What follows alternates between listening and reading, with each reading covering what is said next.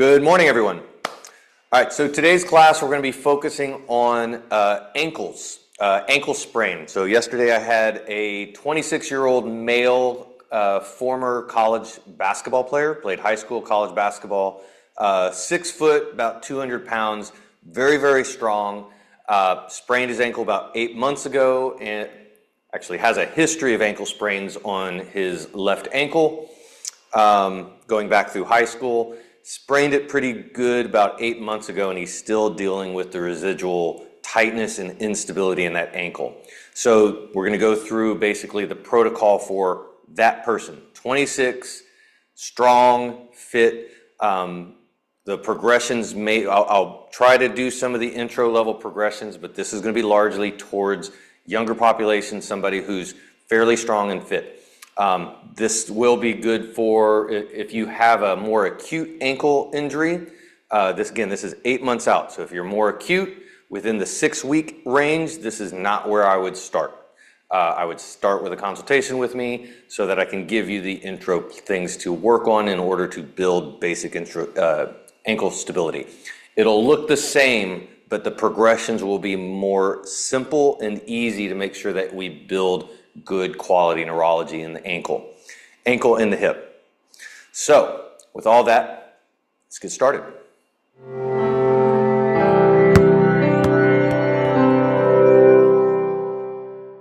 All right, so we're going to be working to build stability through the foot and the ankle in relationship with the hip. I'm not going to focus a lot into the upper body today. This is going to be largely ankle to hip work. We're going to start in the standing position, getting into some simple foot mobility. So we're going to start with taking a large stride forward. Think of this as a gait. How big do you normally take that first step?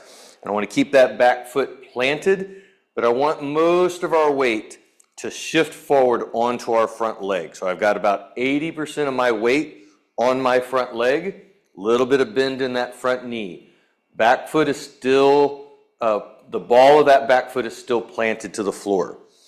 From here, we're going to actively straighten the knee like you're trying to reach the back of your knee to the wall behind you and reach through the heel like you're trying to reach that heel down to the floor.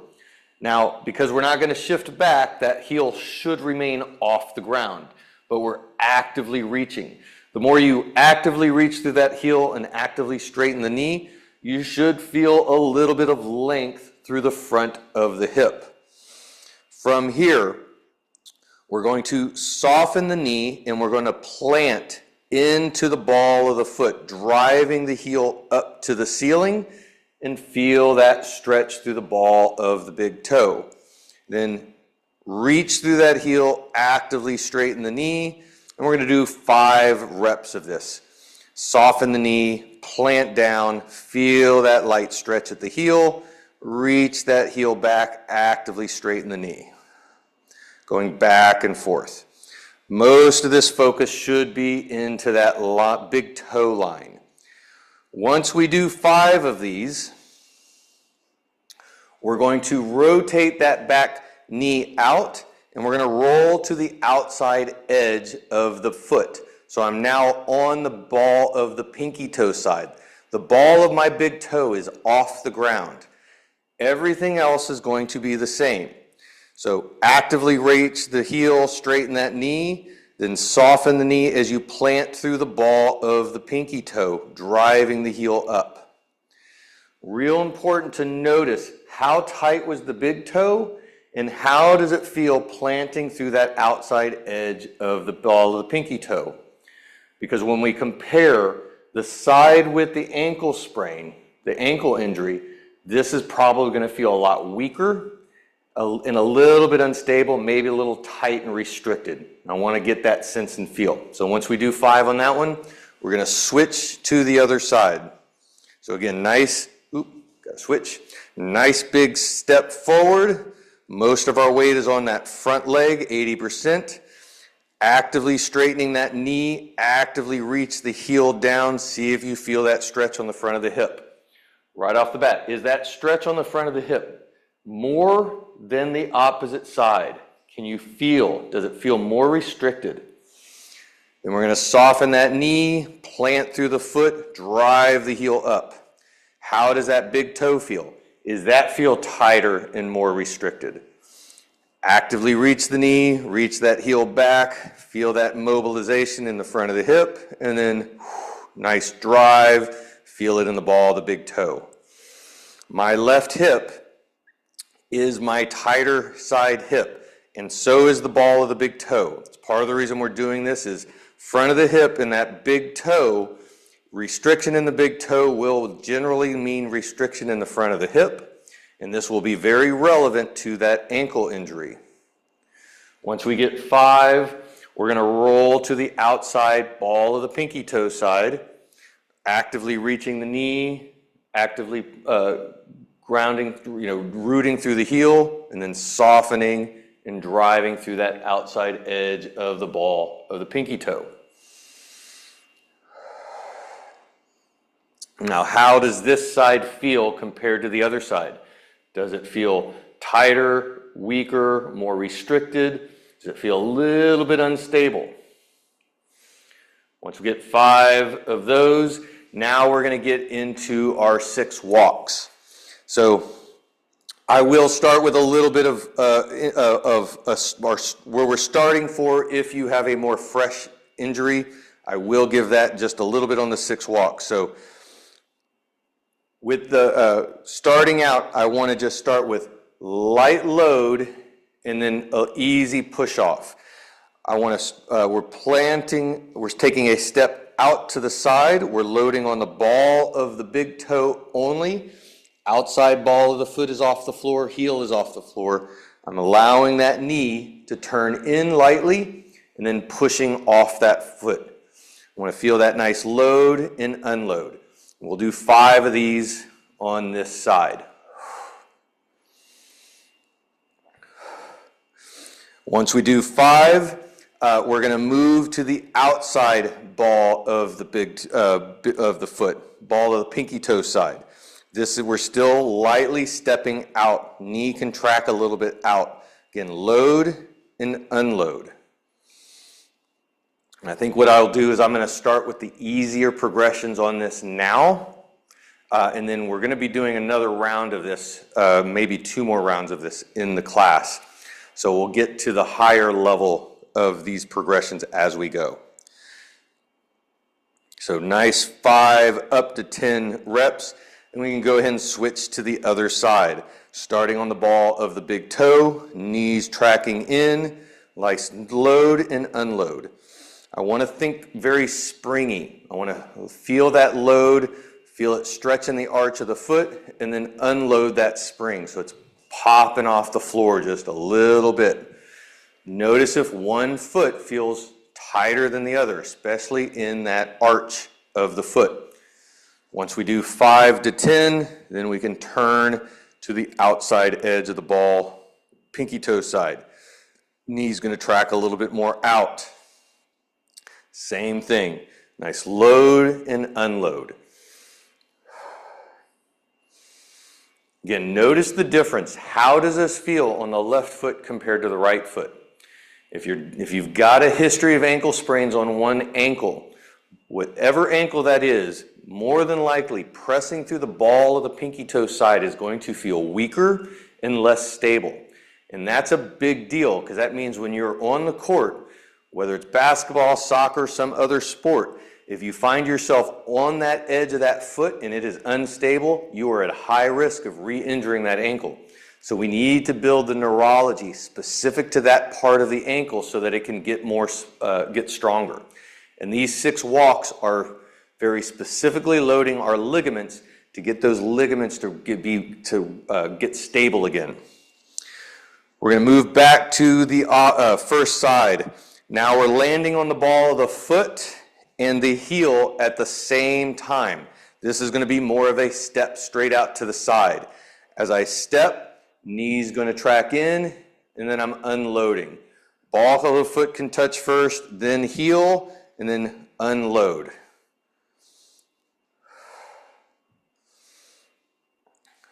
Again, I want to feel that kind of spring nature of the foot, releasing from the floor. And we'll go ahead and do the same thing on the other side. Again, load ball to the heel, inside edge of the heel. The outside edge of the foot is off the floor. Only working through that inside edge. Again, notice if there's differences in tightness, tension, and restriction of that foot and ankle. And we're going to go back to the first foot. Now we're going to start working into the outside edge. If this is lateral ankle sprain, I did not mention this at the beginning. So lateral ankle sprain was the type of ankle sprain. So if you had a lateral ankle sprain, this is going to be getting into that area where the ankle is weak and vulnerable. So I want to be very cautious here. We're going to roll the foot all the way to the outside edge. Think of the outside edge of the foot like a blade. I want to have that blade in the ground. In the ball of the bottom of the foot is not on the ground. Knee is lightly tracking out. Because we're on a sensitive area, I want to be very safe and cautious. If you need to hold on to something in order to make sure that we don't load that ankle too much, then please do so. It's going to be a light load and release. Load and release. And as you feel more solid and stable on that ankle, we can start to get into that spring. Feel that load and release of the spring. Again, 5 up to 10 reps. And we're going to come to the other side and do the exact same thing. This one's real important. Notice the difference in tension, tightness, and instability on the right side compared to left side. More than likely, the side that you had an ankle sprain on, you're going to feel tighter and more restricted up into the outside area of the lower calf. I want to pay attention to that because we're going to do some soft tissue work on that area in this class. And so I want to be able to see how the foam roller, when we come back to this movement, improves the quality of this part of our movement. All right, now we're going to come back to our first. We're going to get on heels. So I'm stepping out to the side, allowing the knee to track in, and I'm only stepping on the inside edge of the heel. I want to feel it load and release. Load and release. Again, I want to get into that springy nature of the movement. Although stepping on the heel doesn't feel very springy, I still kind of want to feel that action. Load and unload. After we do 5, we're going to bring our step more in front. Turn the foot so the ball of the foot is facing in. We're on the outside edge of the foot. The knee is going to track out. So this is going to be kind of like we're stepping forward and then releasing back. So load and unload. Again, find that spring effect. Generally, the heel is not the most comfortable thing to do this on, so it might help to be on a carpet or a little bit more padding for working on the heel. And then we'll switch, and we're going to do the same thing on the other side. Stepping out, knee tracks in. We're loading on the inside edge of the heel. Feel that load and release.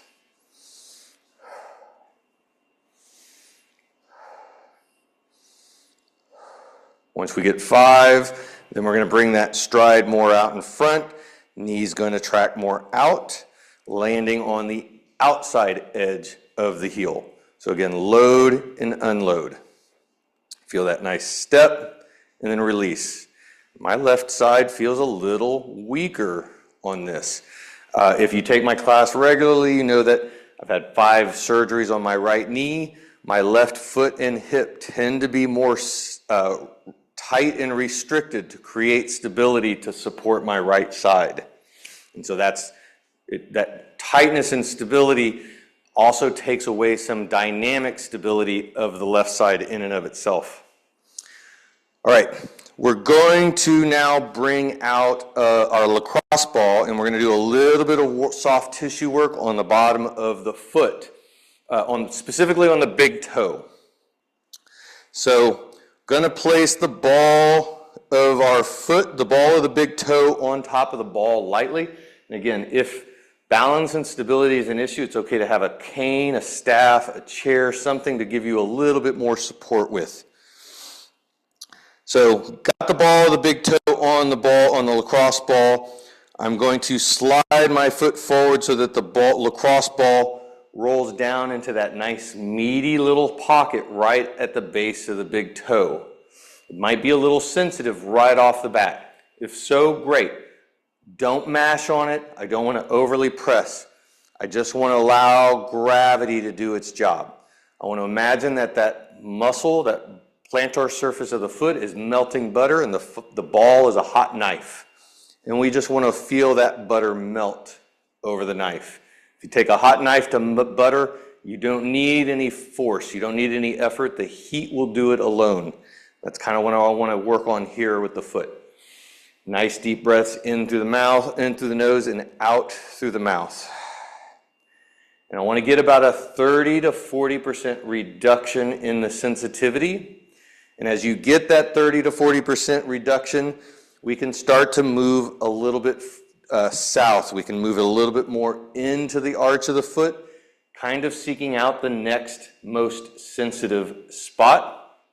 And then once you find that spot, stopping on it, letting gravity, feeling melting butter on a hot knife. I don't want to mash down.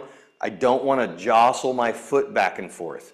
Those are bad techniques for using a ball on the foot, really for foam roller in it at all. Foam rolling, lacrosse ball, melting is going to be the better application of the tool. If we're jostling around, we're actually stimulating our nervous system, and you're going to be more likely to create tension in the system than to get any relief from tension. What we're really doing here is more tissue ischemia. We're going in and we're getting into a muscular area that's not moving very well. If it's not moving very well, it's not getting very good blood flow. By going in, we're pressing out all the blood and fluid in that tissue for about 30 seconds to a minute. And as it reduces 30 to 40%, we move the ball and we're going to get a flush of fresh fluid. So it kind of primes the pump to help reset that tissue.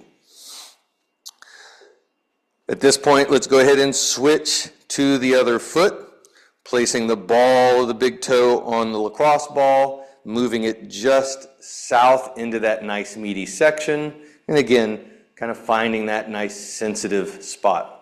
And it doesn't need to be overly sensitive, and I want to make sure that we're not getting into pain that's a 3 or above. If it's a 3 or above, you're going to be more likely to tense, and you're not going to get that good melting. So the pain level needs to be below a 3, just enough weight to feel that melting action and not have your body tense up and tighten up. And nice deep breaths in and out. And as it reduces by 30 to 40%, you can then move a little bit more into the full arch of the foot, moving towards the heel, finding that next kind of sensitive spot, and then doing the same thing. Nice melting butter on a hot knife. Generally, for 30 to 40% reduction in discomfort, it takes about 60 seconds, maybe 90 seconds. I do not want to get 100% reduction in the discomfort. That is important with foam rolling, any kind of massage. We are not trying to get a muscular release. A muscular release is a dangerous thing to try to achieve. And if you're trying to get that with your massage or your massage therapist, I would suggest you probably need to find a different therapist, unfortunately, and we need to work on your technique when it comes to self-massage. So we should be kind of at that minute mark. I got a good spot in that left foot. That left big toe is a little tighter, so I'm going to work it just about 30 seconds more. Nice deep breaths in and out, and then we can move the ball off to the side. And we're going to come back to our big toe mobility.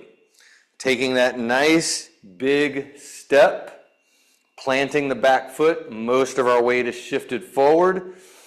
Actively straighten that back knee, actively reach and root the heel to the floor, and then soften as you plant through the ball of the big toe, driving the heel up to the ceiling and going back and forth. And notice, because we use that lacrosse ball, there should be a little bit more mobility in that big toe. If so, awesome. That's what we want. Now we want to program neurology to support maintaining that mobility. So 5 to 10 reps of this minimum, and I would encourage doing this a few times throughout the day. And we'll switch and do the same thing on the other side. So nice gait stride forward, plant through that back foot, actively reach the heel, actively straighten the knee, soften knee, planting that foot into the floor, driving the heel up, and then active reach. So my left big toe is still a little tight, but the front of my hip feels not so tight just from doing that little bit of work on the ball of the big toe. And hopefully you notice some improvement in mobility in either one or both feet. And if one side still feels a little bit tighter than the other, then it's okay to do another application of the lacrosse ball. All right, so now we're going to get on to we're going to come down to the floor, and we're going to do a little bit of work on this lateral calf in order to improve some of the other parts of our standing work. So foam roller is going to be perpendicular with the body. We're in a nice inverted position. We're going to place one calf on the foam roller, and I kind of want the calf where the meatiest, densest circumference of your calf is. Place that on the roller and just start letting it melt right off the bat. If it's not painful, then we can add our other leg, and just using the gravity, the weight of gravity of that other leg is going to apply enough pressure. So from here, generally I separate the calf into 4 groups depending on the position of your foot and your knee. When the foot and the knee is straight up, we're getting dead center intermediate calf. If I turn my foot inward, I'm going to get my medial calf. If I turn my foot out, I'm going to get the lateral calf. And then the last section is if I roll all the way onto my side body so that my hips are stacked, I'm going to get on that lateral calf area. So we want to work on that lateral calf, but I'm going to start center. I want it to get a feel for if there's sensitivity in either of the other compartments. More than likely, with that ankle sprain, the lateral compartments are going to feel tighter, more denser, and a little bit more sensitive. So we've already had some application of just gravity. Now we can turn our foot in so that we're getting into that medial calf. Let it melt for a little bit. See if it feels sensitive. After about 30 seconds, then we can move to the lateral calf. Turning the foot out, just getting that lateral part of the back calf. Is that more sensitive? More than likely, if this is the ankle sprain side, it is. And if that's the case, then we want to go all the way onto our side body, either elbow or fully onto our shoulder.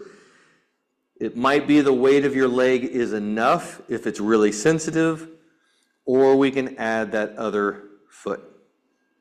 And at this point, I want to get that same 30 to 40% reduction in discomfort.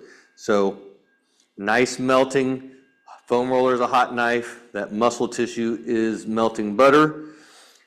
As it starts to melt, we can either move up towards the knee or we can move down towards the ankle. I kind of want to explore a little bit of both, in whichever direction is more sensitive is the direction that we're going to want to go. And again, with an ankle injury, it can be in both. So more than likely we're going to be working both. So let's just go ahead and do that. Let's move it all the way up.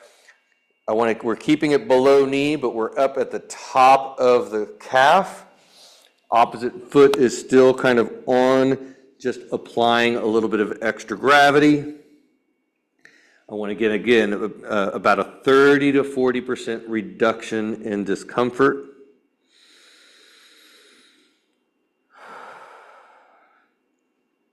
As that reduces, we can then move more towards the ankle. And more towards the ankle, I suspect, is where you're probably going to have the most sensitivity because we're getting closer to the actual injury.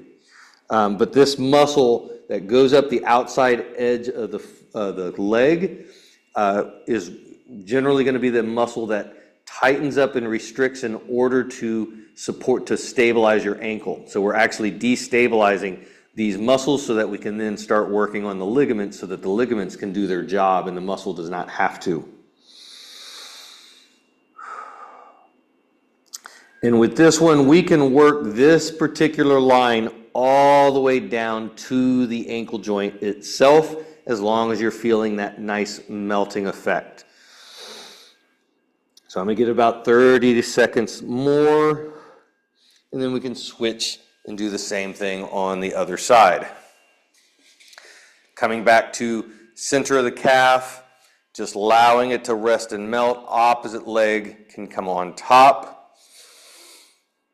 If this is the non-ankle injury side, you're probably going to find that there's still some sensitivity in the ankle and the calf, but it may not be anywhere near as much. And that's going to be worth noting. It's definitely worth paying attention to. As we got some good melting going on, we're now going to roll the ankle in so that we can kind of get a sense for that medial ankle. If it feels really, really sensitive medially, then it's worth working that line of the calf, getting a little bit of melting, because that's going to be relevant to the ankle itself. But again, more than likely with these ankle injuries, at least on the injured ankle side, it's going to be more lateral. You may find the opposite side, it's more medial because, again, it's compensating to that outside edge, and that's the closest proximity to create stability.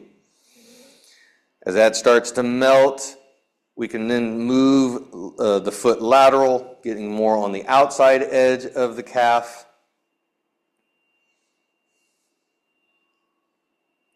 For me, my left foot, it is my medial line that is the more sensitive line.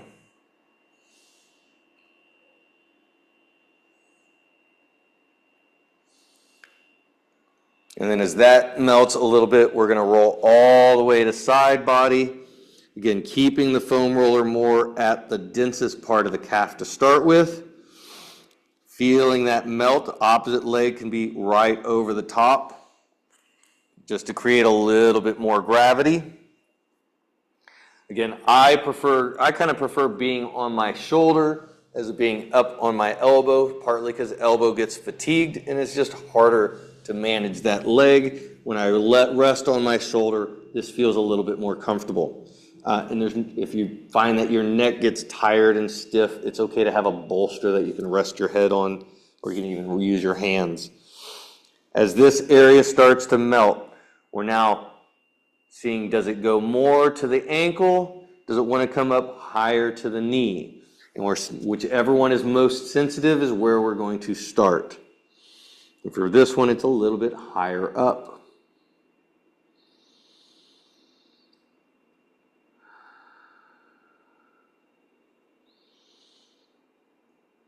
And as that starts to melt, again, 30 to 40% reduction. Shouldn't take more than 60 to 90 seconds. Sometimes it'll happen faster. Then we can start to move down lower on the ankle, getting closer to that ankle joint specifically. But as I move lower, I don't have a whole lot of sensitivity. Most of my sensitivity is up high, so I think that's where I'm going to remain. So whichever direction that sensitivity goes is where we kind of want to focus the roller for right now, because that's where we're getting that flushing effect, that rinsing out effect. All right, so we'll go ahead and set the foam roller off to the side, And we're going to come back up into our standing. And I want to get back into that foot mobility, taking a step forward, but now we're going to work to the outside foot. So we're letting that knee roll out, putting pressure on the outside ball of the pinky toe. Big toe is off the floor. Actively reaching the heel back, actively straightening the knee, and then softening and planting that pinky toe side as we drive the heel up to the ceiling, and then actively reaching back. We'll do a good 5 up to 10 reps. And you should notice, hopefully you notice, that that outside edge of the foot feels a little looser, and maybe you have a little bit more plant in that outside edge of the pinky toe side, especially on that ankle, that injured side. Once you do 5 to 10, we're going to switch to the other side. Again, most of our weight is forward on that front leg.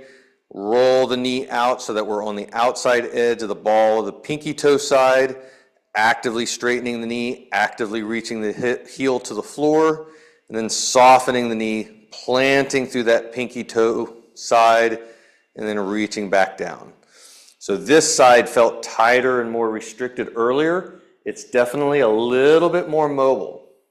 Not quite the same as the right side, but I definitely have more plant in my left foot than I did earlier. So once we get 5 to 10, we're now going to do one more standing movement. We're going to do our balance clocks. So spreading the foot nice and wide, getting grounded, coming up to a single leg stance. And I want to do a little bit of light exploration of how big can we make our clock. Most important thing here is that we maintain a tripod foot.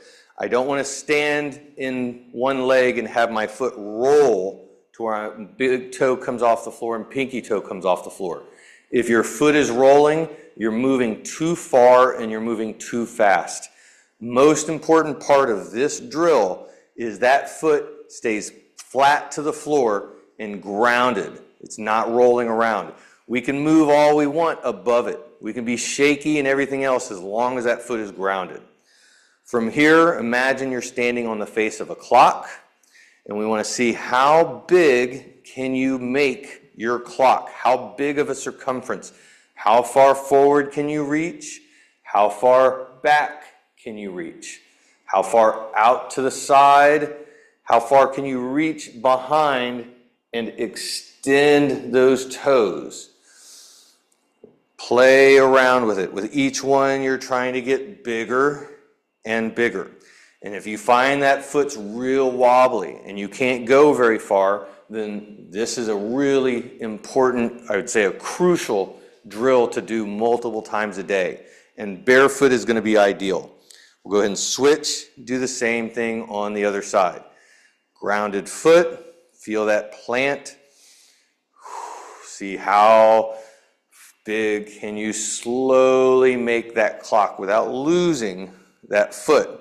And I want that foot grounded as I reach all the way back up to my stand. I don't want to lose it at all while I'm in my clock.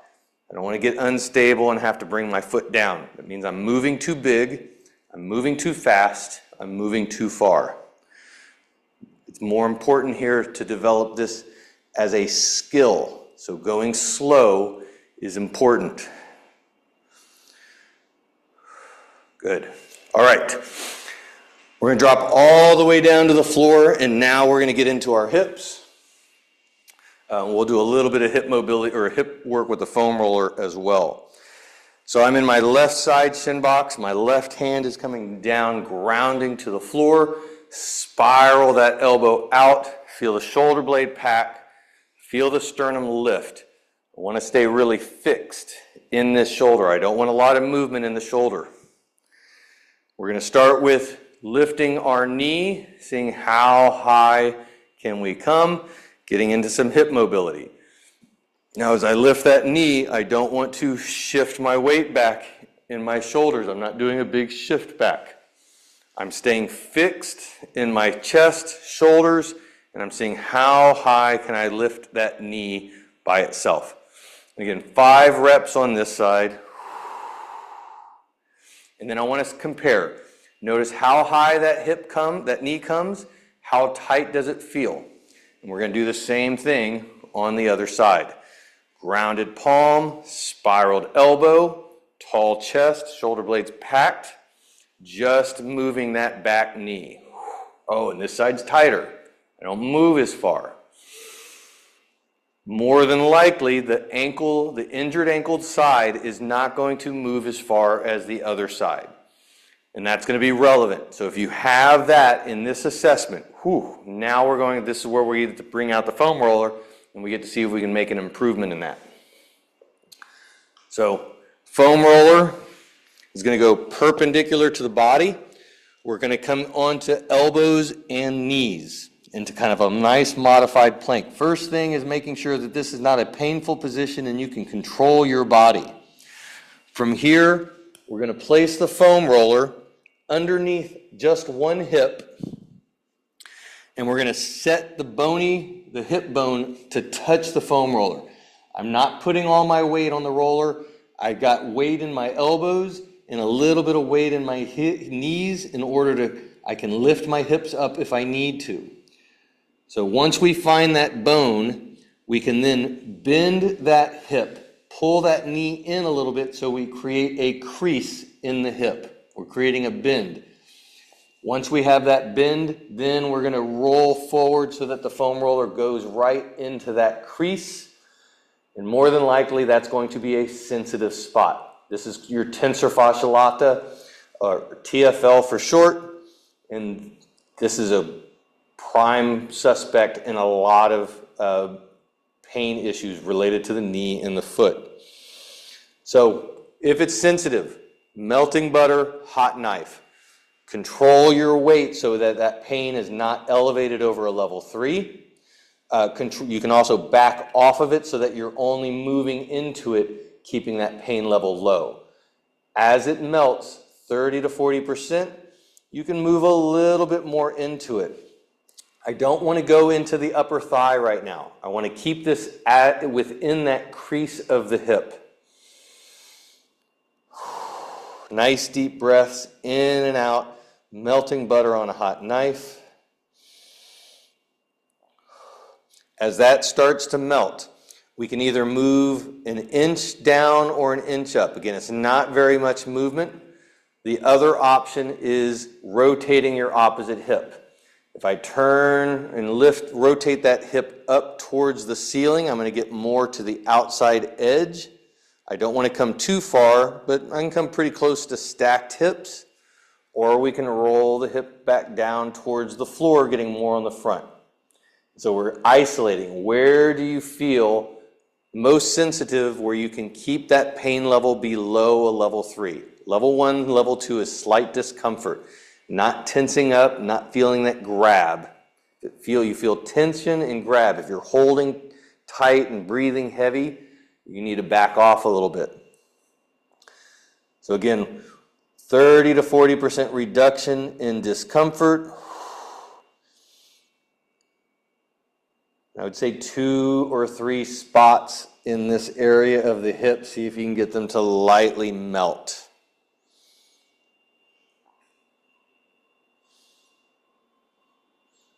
And as we get that, then we can go and do the same thing on the other side. So again, modified plank, bone of the hip on the foam roller, softly bend that hip a little bit so you create a crease, and then move the roller into that crease. And again, the side with the ankle injury is probably going to be the more sensitive side.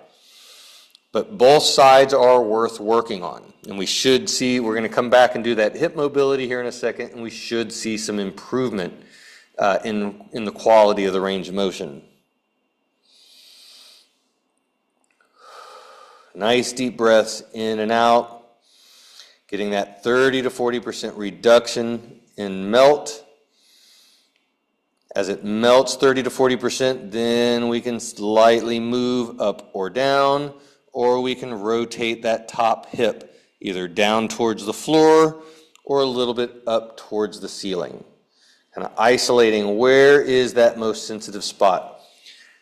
Just like with the lacrosse ball on the foot, I don't want to roll back and forth. I don't want a lot of jostling. I don't want to stimulate the tissue to tighten, go into tension. I want melt. Melt requires us to breathe and to go slow and to allow the pressure in. If you're jostling around too much, you're not going to have any of that.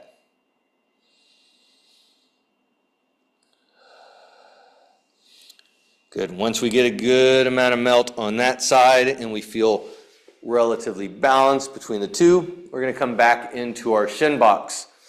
Again, I'm in my left side shin box, grounded left palm, spiraled elbow, packed shoulder. And we're getting that opening of the knee up to the ceiling. Inhale down, exhale up. I have a little bit more range of motion. This was the side that actually moved better, but it's moving. I have even more range of motion than I did the first time. Doing 5 up to 10 reps, and then same thing on the other side. Grounded palm, spiraled elbow, focusing on that back hip, lifting that back knee. Got a little bit more range of motion.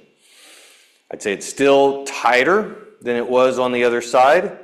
So I could probably use a little bit more foam roller work. I also have a little tension on the adductor area. I would apply that, but for the purpose of today, we're just focusing on that TFL.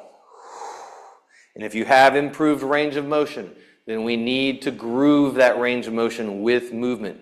Using the foam roller without doing the movement afterwards is risky. It's not worth doing. You're getting symptomatic relief, but you're leaving the body less stable. We need to program the neurology to support this new range of motion. The range of motion wasn't there before, meaning that you have not been using your neurology of that range of motion. So as we increase range of motion, we need to make sure that we are building good neurology to go with it. Switching back to the first side, packed shoulder, grounded shoulder, tall chest, spiraled elbow. Now we're focusing on that back hip, allowing that hip to drop as we inhale. See if you can touch the floor. If you can't touch the floor, we want to slowly work on improving that range of motion so that you can get to the floor. Then we're going to lift off the floor and reach the bone of that hip forward as we lightly scoop into it to see if we feel that stretch through the front of the hip. Inhale all the way back. Exhale, nice scoop. With each one, if you're feeling that stretch in the front, see if you can move into that stretch a little bit more by scooping your tailbone. It's like you're taking your tailbone and you're trying to reach forward, scooping it forward. Can you scoop and reach as if you're trying to touch your hand with just your tailbone out in front? If you're doing that well, you're getting good extension. You should also notice your glutes kind of tightens up on its own. And we're going to do the same thing on the other side. Grounded palm, spiraled elbow, packed shoulder, tall chest. Inhale, reach that back hip to the floor. Exhale, lift and reach and scoop. Inhale back, exhale, scoop. My left hip's tighter. I said that earlier. Definitely feel it on this. I actually got decent drop on the left hip, but that scoop forward is definitely a little bit more restricted. If you're still feeling that, then it might be worth doing a little bit more foam roller on that TFL. See if that gets you a little bit more relief, a little bit more range of motion. Once we get 5 to 10 on that side, we're coming back to the other side. Grounded palm, spiraled elbow, packed shoulder. We're going to do 5 of those same movements on the back hip, and then we're going to apply a reach with a rotation to it. So nice inhale, drop, exhale, scoop. Doing for 5. Notice if that range of motion is already improved from the previous time. Generally it will. Just doing 1 time 5 reps can be magic for grooving in better movement into the hips. After 5, scoop. We're going to actively scoop, and I want to lock that hip in. And now we're imagining we got a piece of bread and we got a buddy over here that we're sharing that bread with. We're saying, hey, can you reach this? Inhale, bring it all the way back. Let that hip drop. Exhale, scoop, and then reach. I don't want to lose the hip. I want to lock that hip in and keep that stretch as we add our reach. That should draw that stretch up into our low back, abdominals, even up into the shoulder. And then we're going to do the same thing on the other side. Now, whichever ankle is tighter, more than likely that hip is going to be the less mobile hip, so it's going to feel tighter as well. And once we add in our rotation, you'll probably notice that rotation is tighter on that side as well, which is going to tell you that there is a pattern. It's not just the hip, it's also moving into the spine. That tension that gives stability for the ankle is going to be global through the whole body, which is why we have to mobilize the entire body in order to regain stability, true stability in that ankle joint. So we're doing our 5, just scoop and extend, feeling that stretch. Coming back to this a second time, this feels a lot more mobile. I almost have full range on this hip now, just from going back and forth a second time. On the 5th one, as we scoop, we're locking it in, adding in our reach with rotation. Oh, and this side's so much tighter. Again, related to, I got tighter hip, tighter big toe, tighter in rotation.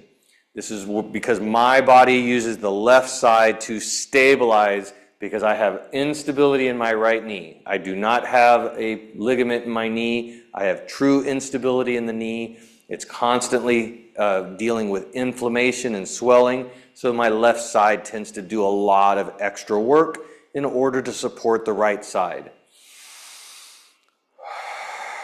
But this is opening up and getting a little bit better with each one. We're going to switch back to the other side. Now we're going to bring that hand off the floor, bringing it up and over. I want the upper forearm flush with the ceiling. We're doing the same movement in that back hip. Inhale, let it drop. Exhale, scoop. And now, as we scoop, lock that hip in. We're going to root down through the opposite hip as we lift through that elbow. Inhale, we're bringing that hip all the way to the floor. Exhale, scoop, locking it in, and then down, lift, up. How long can you get from hip to elbow? Can you feel stretch or length?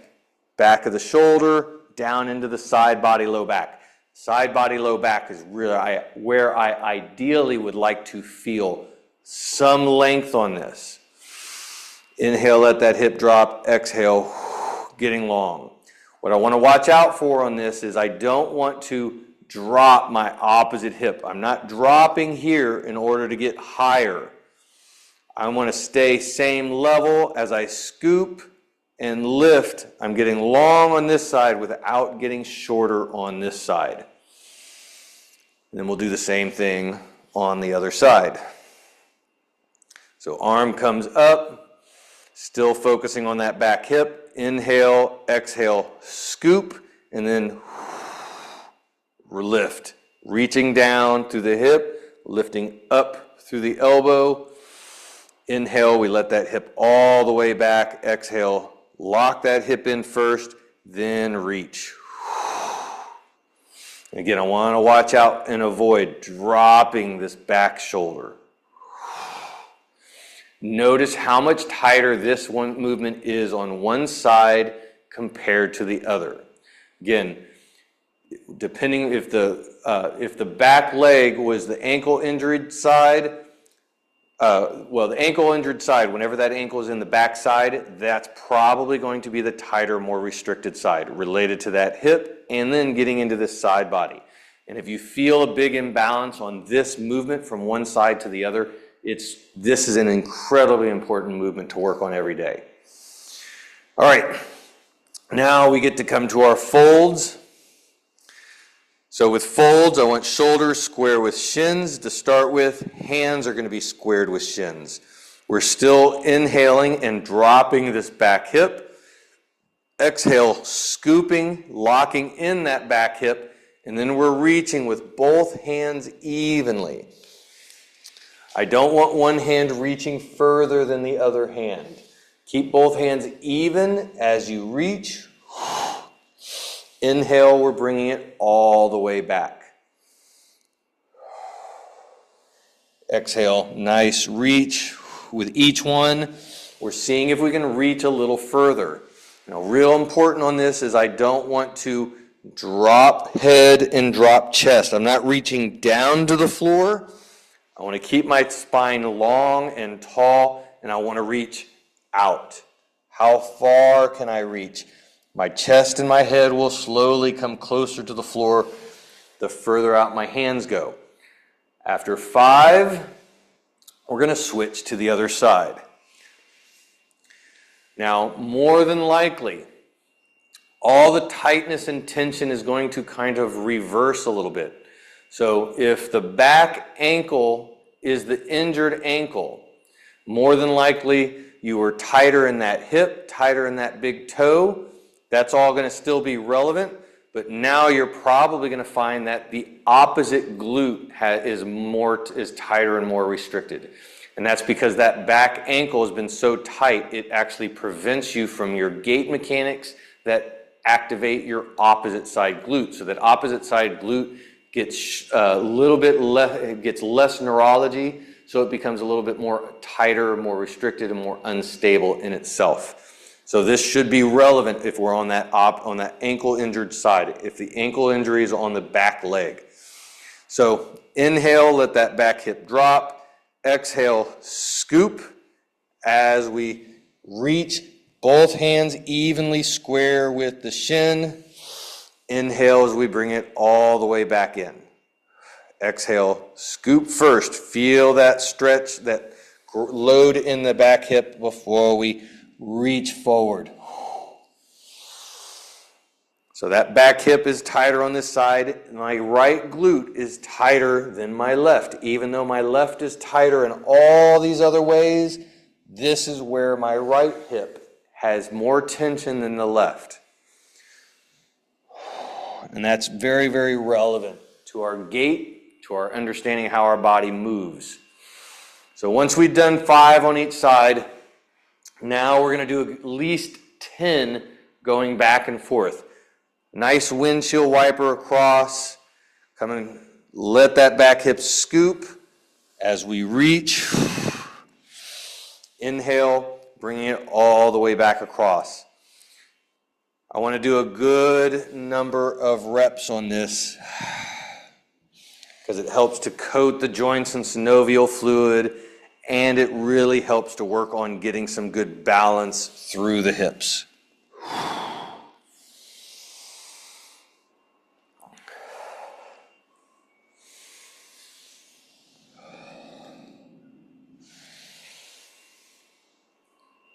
Now, as we get about 5 reps back and forth, we're now going to start to open up that back leg.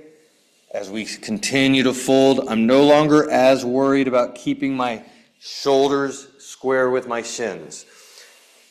But I do want to continue to feel that nice mobility through the hips, opening up that back leg as we get into that fold.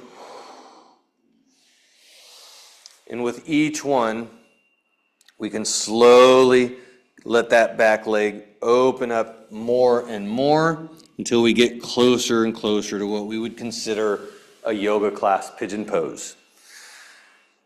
And again, I want to feel that glute If one glute feels tighter than the other, then be really soft and subtle with it, supple with it. See if you can move into it a little bit more without forcing it. See if it will mobilize and start to give you a little bit more access to range of motion.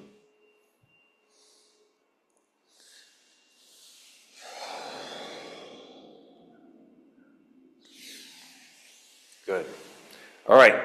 So we're going to come all the way back up to standing, and we're going to go through our the footwork again one more time. Notice this will be the third time through. This time I'm going to give more of the advanced 6 walks. So we're going to start with our big step forward, grounded big toe, most of our weight's forward on our front leg.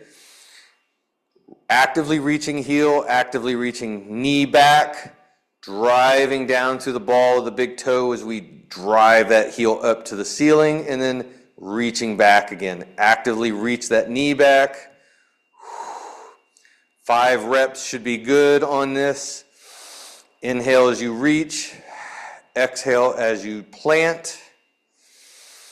Once you get 5, then we're going to roll to the outside edge of the pinky toe side, driving down through the pinky toe, lifting the heel up, then actively straighten the knee, reach that heel like you're trying to touch the floor. Feel that load through the ball of the pinky toe side.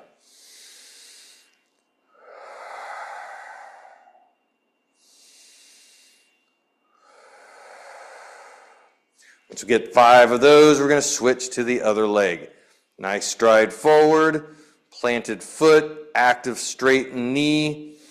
Plant that ball of the big toe down and then reach back. Feel that heel root, knee actively straightens. How much different does it feel now than it did at the beginning of the class? Is there more mobility in that side that felt tighter and more restricted? My left big toe feels considerably more mobile. After 5, we're rolling to that outside edge and then driving through the pinky toe, lifting the heel and then reaching back, keeping that load on that pinky toe side edge. This feels a lot stronger on my left foot at this point.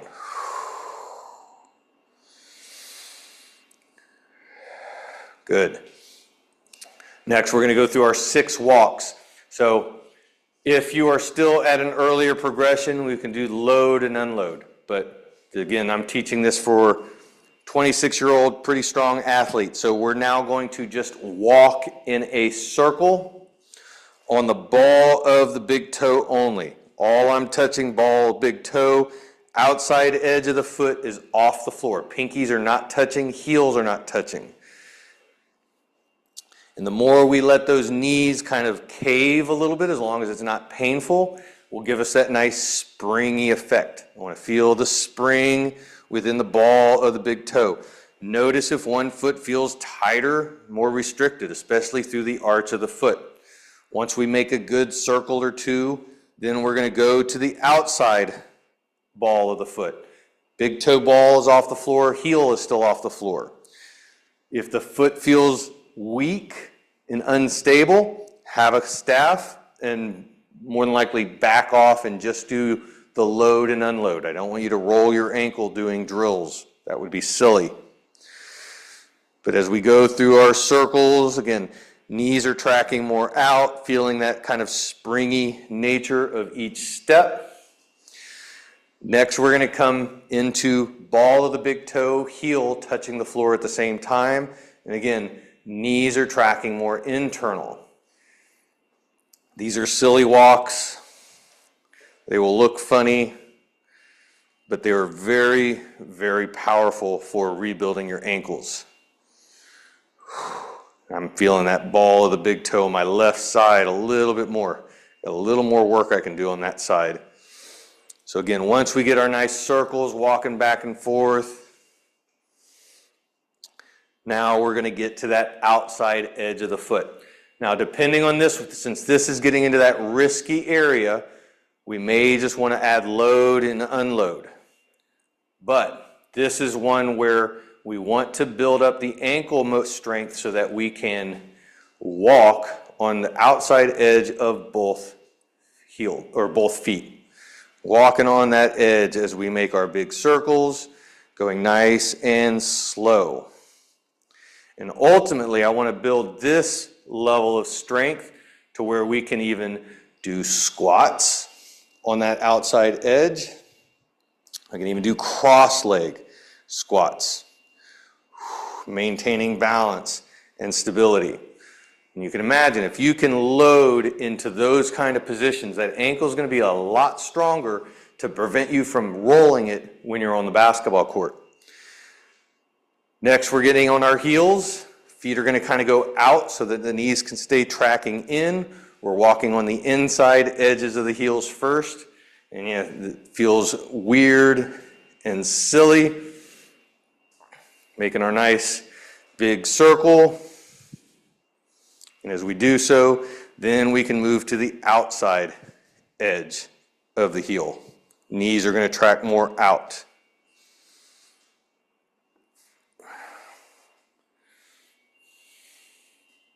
Good. Once we're done with those, we're coming back to our standing clock.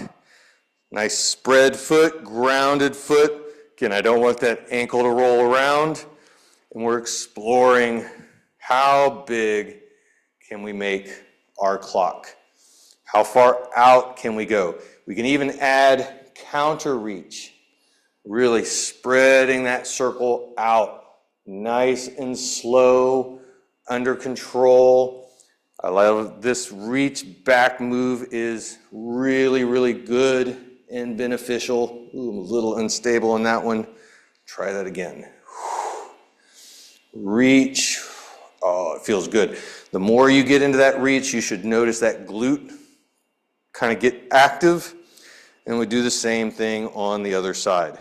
Spread foot, nice and grounded, nice and slow. Again, we can add in hands reaching oppositionally. Going slow. I want to make sure that this is not painful and that we have good balance through that foot, good control through that foot. And this one reaching back is one of my favorites because it's so powerful if you're able to get into it. Deeper you're able to get into it, the more glute stability you generally are going to have. All right. Last thing I'm going to add in is just a little bit of simple lunge, dropping the knee down to the floor. So getting into that nice big stride step. If balance and stability are an issue, having a staff, chair, something to help you get back up will be useful. We're going to just drop that back knee. Most of my weight is on my front legs, similar to what we were doing in our foot mobility. We're simply dropping down, and I want to kiss the knee to the floor. I don't want to plop. I don't want to drop fast. I want to kiss, and then can I come all the way back up to stand? We can do a step back into it, coming down to kiss, all the way up to a stand, or we can do a step forward to kiss, and then push back. Step forward into push back. For more advanced on this, we can do single leg balance, where we're reaching and we're just trying to drop and kiss the knee to the floor and stand back up. And being able to do that on both legs. Can you just come down, kiss the knee, and stand back up? It's going to be significantly more advanced, and there's some other variations we can put in there as well, but that's going to help build that ankle to hip stability.